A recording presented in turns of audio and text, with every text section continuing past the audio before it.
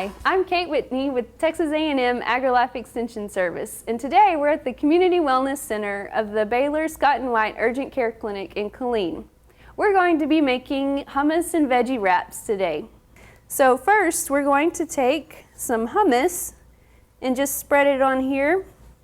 Now, you may notice that this is a green tortilla, and the recipe calls for whole wheat, but the grocery store didn't have whole wheat when I was there, and so we're going to go with the spinach tortilla, but it's a really pretty addition to our vegetable wrap.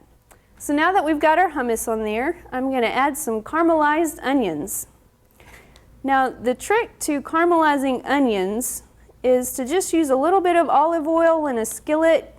You want to do it on about medium-low heat, and just let them cook for about 15 or 20 minutes, stirring every once in a while. They're really easy and they smell really good while they're cooking. So after the onions, we're going to add a little bit of sliced artichokes. Now, if you don't like artichokes, this is a good place to substitute something else that you do like better, maybe olives or something like that. You just want to make sure that you're not adding anything with a lot of extra fat or sodium, so just be aware. And after that, we're going to add some red pepper. I've sliced up some red bell pepper here today. This adds a good little crunch and some extra vitamins on there. If you don't like red bell pepper, you can use the green or yellow ones, just whatever you like. Now for our lettuce. I've got a little bit of balsamic vinaigrette here. We're just going to pour that in and toss it.